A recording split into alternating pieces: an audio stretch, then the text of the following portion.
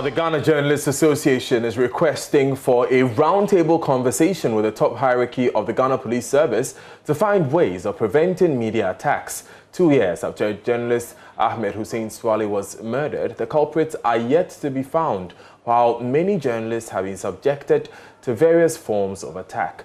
Speaking at the ceremony to mark the International World Press Freedom Day, Vice President of the Ghana Journalists Association, Linda Asante-J, said the GJA needs more information on how investigations into the gruesome murder are going. So we're happy when the Minister of Justice, through the courtesy call that he paid to the leadership of the Ghana Police Service, urging them to speed up with the investigations and making sure that at least the perpetrators of these media attacks are brought to book.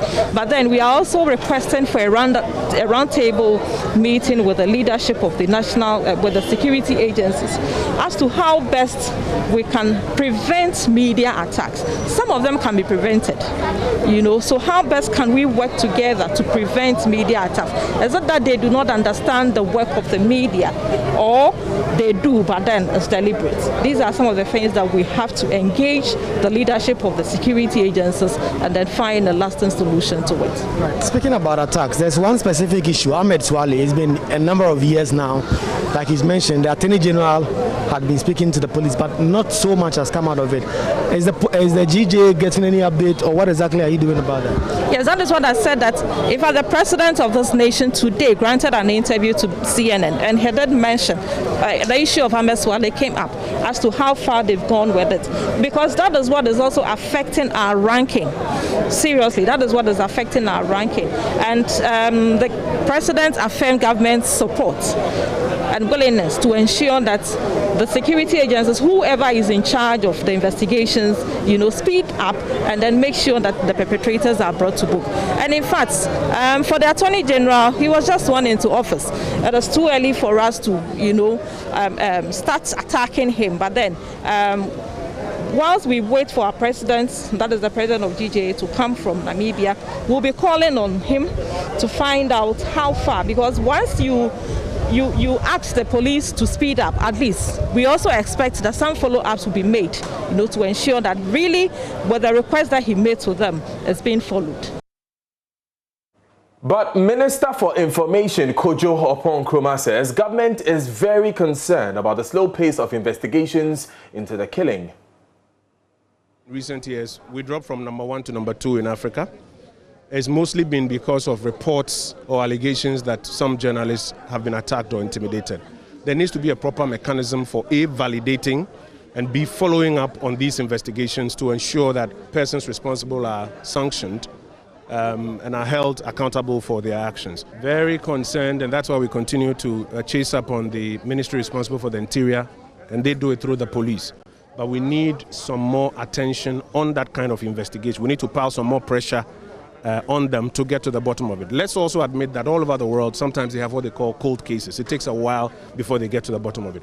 But it's precisely because of incidents like this. That is why we've put together this coordinated mechanism, so that we can have some coordinated follow-up action and attention on some of these incidents. In the last few days, there have been concerns about culture of silence. People have said that there's a culture of silence in the system and that media men are not free to be able to criticize government. Yet to find any television or radio station that will honestly say that they can no longer empanel people because the journalists are not able to report. You guys are here. You report freely any day on anything you want to report. You invite people who disagree with government to express their views on a regular basis. Journalists publish their opinions. Nobody is arrested or jailed or attacked for expressing their opinions. What I've heard is that some persons are not happy that when they put out their view, other people have counter opinions, and they rather than go on the attack that, oh, these persons who are expressing their opinions are saying so because they are on government payroll. Or you express your opinion, there's nothing wrong with it. When somebody disagrees with you, that person must be disagreeing because he's on a government payroll. I don't think so. I think that we should give each other that mutual respect when it comes to expressing our opinions. Take the recent case of a very high-profile person who made public comments about the culture of silence. And then a lecturer of a university disagreed with him. And then he proceeded to report to the university that that lecturer should be sanctioned. That is an attempt to create a culture of silence. I think that we have a very open and free environment in this country. Now, Chairman of the National Media Commission, Yabwedu Ayebwafo, thinks the media must be responsible in the conduct of their responsibilities as they demand for more freedom. We see to the safety of journalists. I think that we have a primary responsibility to protect the media environment and to ensure that the media remain as relevant as it is. But the relevance of the media is not only when they are free, it is when they are free and responsible. Because, as has been noted, anybody who exercises freedom without responsibility renders that freedom a nullity. Whereas you cannot expect responsibility from anybody who is not free. Because when we are not free, we do not take responsibility for the actions that we do, either because we are compelled to do that or we do not understand why we are doing it.